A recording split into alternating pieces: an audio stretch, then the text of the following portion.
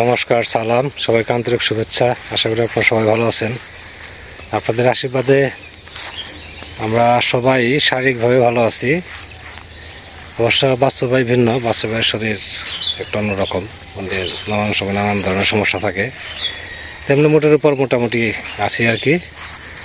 আজকে প্রচণ্ড রোদ আর বাতাস নাই, গরম প্রচুর। এত গরমে টিকে থাকা মুশকিল, কাজ করা তো দূরের কথা। কাজ না করলে তো কাজ জমে থাকবে, তাই যতটুকু পারা যায় ততটুকু করার চেষ্টা করি। সকাল থেকে কিছু কাজ করা হয়েছে, তো আরও কিছু কাজ বাকি আছে। ভাবছি দুপুরের যে রান্না বান্না আছে সেগুলো করার আগে কাজগুলো শেষ দেই। তো চলেন, একদিন যায় যেতে যেতে যেতে যেতে দেখেন পাটগুলো বড় হয়ে গেছে।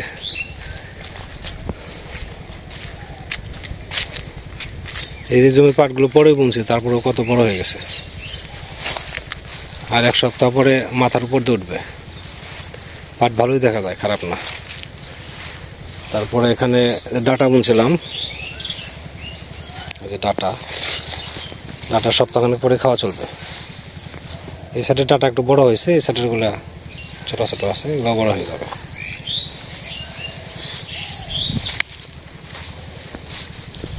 ধান সোনালি রং হয়ে আসছে।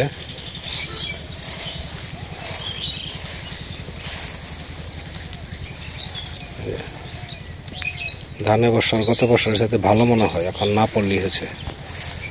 ছড়াগুলো বেশ বড় বড় আছে, খুব সুন্দর ধান আছে। এই পাটটা আছে পরে বোনা হয়েছে, সবার পরে এখানে আলু টালু বুনছিলাম, তারপর ডাটা বুনছিলাম, সবশেষে পাট বুনছি। দেখা যাক এক সপ্তাহের মধ্যে এই ফাঁকা ফাঁকা জায়গাগুলো সব ভরাট হয়ে যাবে। এখন যে ওই পাট খেতে আমাকে ডাকতেছে, ওই পাট ক্ষেতের কিছু অংশ বাকি আছে। এই বৃষ্টি বাদলের জন্য মনে করেন যে যাওয়া হয় না। আর বৃষ্টি হলে পাটের জমি কাদা কাদা থাকে, তারপর পাটের উপর বৃষ্টি ফোঁটা থাকে, শরীর ভিজে যায়। তো আজকে যেহেতু একটু ওয়েদার ভালো ভালো আছে, বাকিটুকু শেষ দিয়ে দেখি।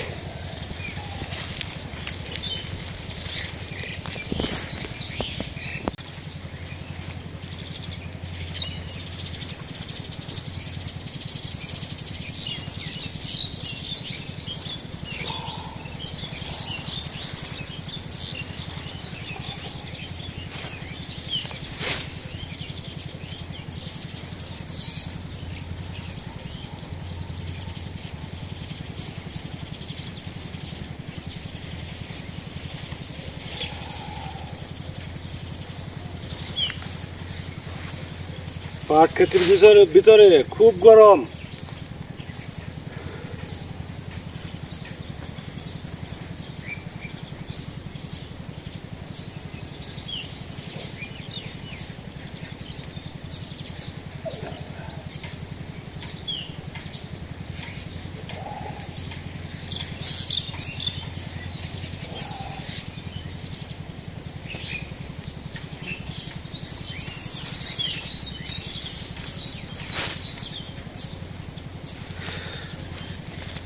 পাটটা জ্বালাইছিল ঘন, তো অনেক পাট টেনে দেওয়া লাগতেছে। পাট থাকতে হবে পাতলা পাতলা, ভিতরে যেন বাতাস ঢুকতে পারে। তো সেভাবে দিতেছি। আরো পাট ভিতরে রয়েছে, ঘাস আছে। এখন এই যে টান দিয়ে দিতেছি, এরপরে আবার কাছে দিয়ে কাটতে হবে যখন পাট এরকম মানে বড় হবে, যখন তখন ছোটোটা কাটতে হবে আলাদা করে। তো আজকে আর এটা একদম রেখে যাবো না, আজকে যা আছে সব শেষ দিয়ে যাবো। হয়তো আরো ঘন্টা দুয়েক সময় লাগুক।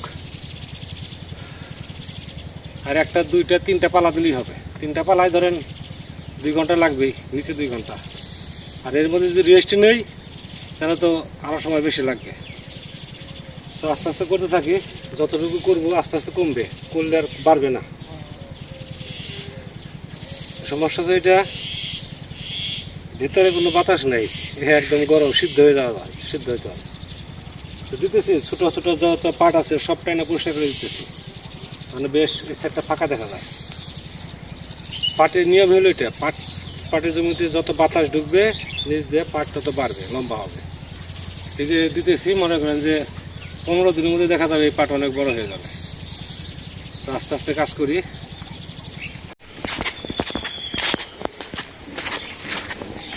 লেবারের ব্যবস্থা করা লাগে, জমিটা একটুর জন্য হলো না।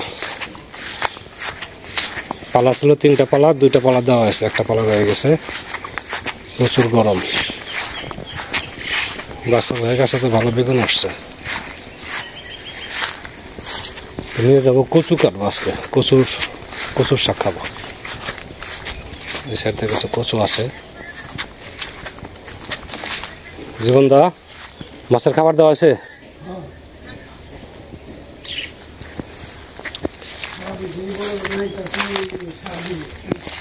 এই সাইডে কিছু কচু আছে, ভালো ভালো দেখে কটা কচু নিয়ে যায়।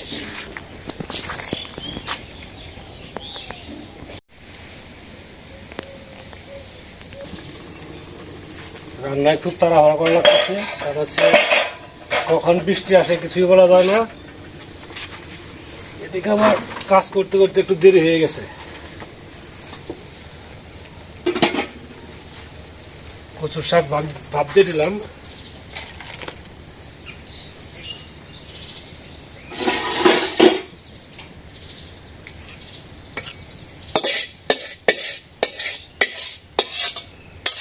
এখন পটল ভাজবো, পটল ভেজে তারপরে শাক বসিয়ে দেবো। পটল কোটা হয়েছে, শাক ভাজতে ভাজতে পটলটা কুটে দিলাম।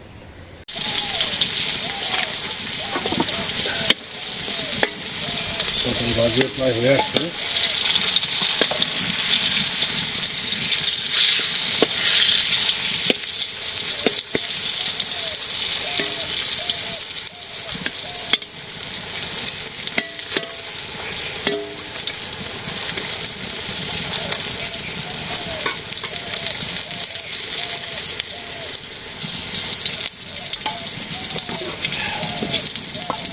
পটল ভাজি শেষ, এখন পটল ভাজি তুলে ফেলি।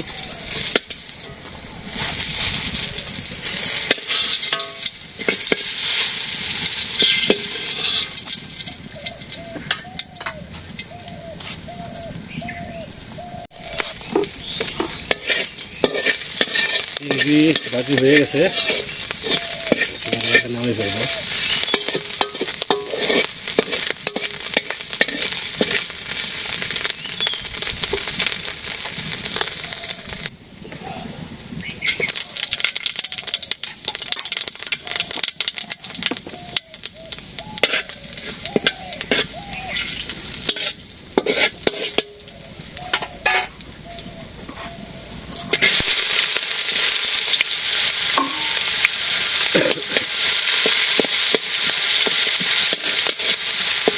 পেঁয়াজটা ভাজি করি, তারপরে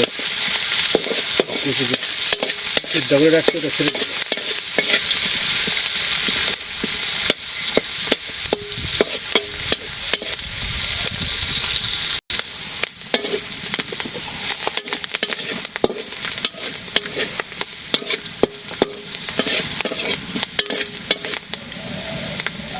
স্বাদ দিয়ে দেবো।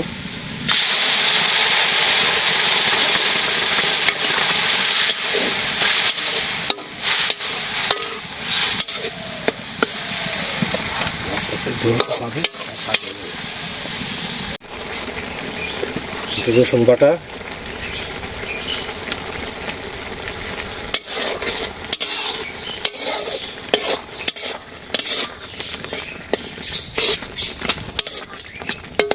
মাছ দিয়ে দিই।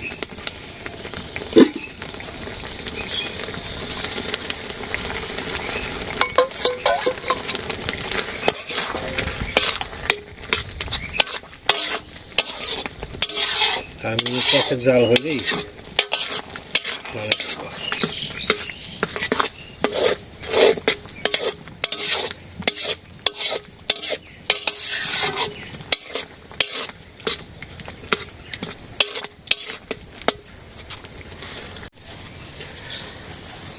কচুর শাক হয়ে গেল রান্না।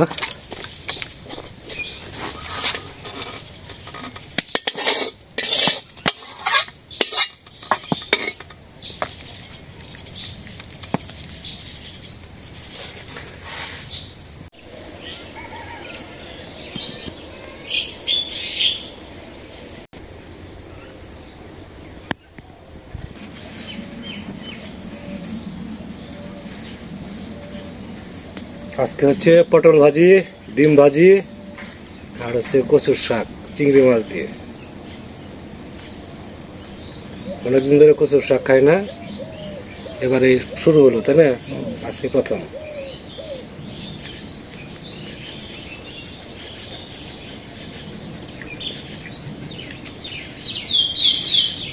অনেক কচু আছে গলায় লাগে, কিন্তু আমাদের এখানকার কচু গলায় লাগে না।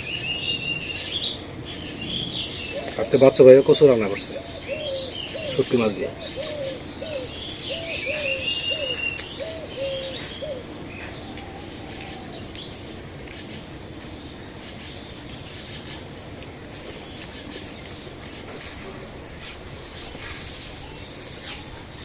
কচুর শাক খুব সুন্দর হয়েছে। চিংড়ি মাছ দিয়ে চিংড়ির একটা সেন্ট আসে।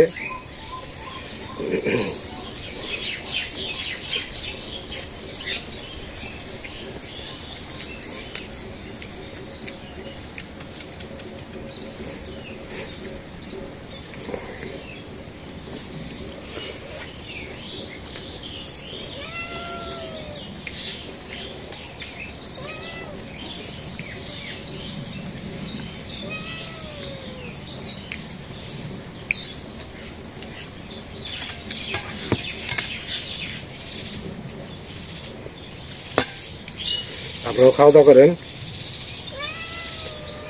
খাওয়া দাওয়া করে তো আবার আমার দৌড়াইতে হবে।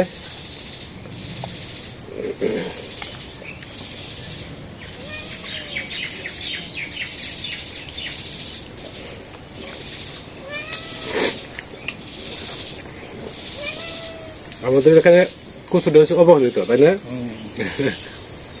একদম অবহেলিত কচু।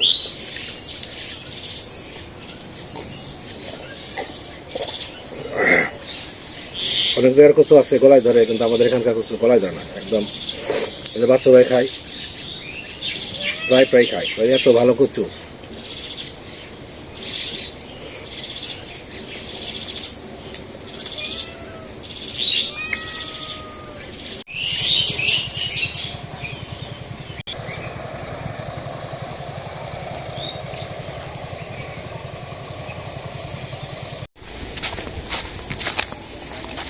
বিকালে বেরোইছি, কি কাজে বেরোইছি তো আপনারা সবাই জানেন। বিকেলের ওয়েদারটা মোটামুটি ভালোই মনে হচ্ছে। এখন রাতে কেমন হবে জানি না। এদিকে আবার আমাদের রংলালদার শারীরিক অবস্থা খুব একটা ভালো না, তো আমার যাওয়া হয় না, কারণ ফিরতে ফিরতে রাত্রি হয়, তখন আর শরীরটাও ক্লান্ত থাকে, ওদিকে আর যাওয়ার মতো মন টানে না। তো ভাবছি আজকে রাত্রি হলেও রংলালদাকে একটু দেখে যাব। তো পরামর্শ শেষ করি। আমাকে একজন প্রশ্ন করছেন আমি কোন ক্লাসে পড়াই। আমি প্রাইমারি হাই স্কুল দুইটাই পড়াই, সায়েন্স আর্টস যা আছে সবই পড়াই।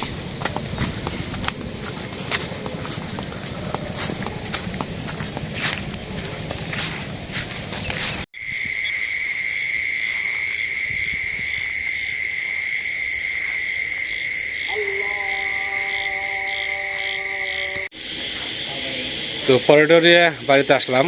ফেরার পথে রংলালদাকে দেখার জন্য গেছিলাম বাড়িতে। এদিকে আবার হামেদ ভাইয়ের কারেন্ট বিল আসছিল, সেটাও দেওয়ার জন্য গেছিলাম। তো যে দেখি রংলালদা ঘুমাচ্ছে। আজকে বর্ষা কিন্তু একটু আগেই ফিরছিলাম, কিন্তু তো সাধারণত ফিরি আমি 9টার দিকে, আজকে ফিরছি 8:15টার দিকে। এর মধ্যেই দেখি যে রংলালদা ঘুমিয়ে পড়ছে, আর এজন্য কথা বলতে পারলাম না। তো আসলে ওনার থেকে দেখে মনে হয় যে আসলে ওনার অবস্থাটা খুব একটা ভালো না। শারীরিকভাবে মানসিকভাবে দুইভাবে উনি ভেঙে পড়ছেন। মানে চোখ মুখ ফোলা ফোলা এরকম একটা ভাব হয়ে গেছে। ক্লিয়ারলি কথা বলা যায় সেটাও ঠিকমতো গুছিয়ে বলতে পারে না। আসলে মানে যেটাকে বলে যে একটা দুর্ঘটনা সারা জীবনের কান্না, এটা আমরা সাধারণত অ্যাক্সিডেন্ট সম্বন্ধে জানি যে রাস্তাঘাটে সাবধানে চলাফেরা করতে হয়। তাহলে দেখা গেছে যে কোনো দুর্ঘটনা হলে সারা জীবনের পঙ্গুত্ব বরণ করতে হবে, না হলে মৃত্যুবরণ করতে হবে। এটা সারা জীবনের জন্য একটা আর কি কান্না একটা। কিন্তু আসলে দুর্ঘটনাটা শুধু রাস্তাঘাটেই না, পরিবারের মধ্যেও ঘটে। এই যে এদের পরিবারে দেখেন এটা একটা দুর্ঘটনাই। এখন এ সারা জীবন যে পর্যন্ত বেঁচে থাকবি পর্যন্ত এর কান্না করতে হবে, এরকম বুক করতে হবে। এরকম শুধু এই ব্যাপারে না, লেখাপড়ার ব্যাপারেও লেখাপড়া ঠিক মতো যদি না করে তার সারা জীবন সেটা দায়ভার বহন করতে হবে, সে প্রতিষ্ঠিত হতে পারবে না। যে কোনো কাজে আর কি, যে কাজে করা হোক সেটা যদি সে মন দিয়ে না করে তার ভোগান্তি পোহাইতে হবে। তো বাংলাদার জন্য খুব খারাপ লাগতেছে। আজকে খুব ইচ্ছা ছিল তার সাথে কথা বলার, কিন্তু সময়ের জন্য করতে পারলাম না। সময়ের জন্য কি সে মানে ঘুরে পড়ছে আর কি। হয়তো আরেক ঘন্টা আগে আসলে কথা বলতে পারতাম, আপনাদের সাথে কিছু শেয়ার করতে পারতাম। দেখা যাক, কালকে তো আর সময় হবে না, কারণ হচ্ছে কালকে ফিরতে আমার রাত্রি হবে। এর ফাঁকে যদি তার সাথে আমার সাথে দেখা হয় তাহলে একটু আপনাদের সাথে শেয়ার করব। তো আজকে আর ভিডিও লম্বা করবো না, অনেক সময় ধরে আপনারা আমাদের সাথে আছেন, আপনাদের সবাইকে অনেক ধন্যবাদ। আপনারা ভালো থাকেন, সুন্দর থাকেন, সুস্থ থাকেন, আর আমাদের পাশে থাকেন। রাত্রিবেলা ঝিঝি পোকার ডাক দেখেন কীরকম।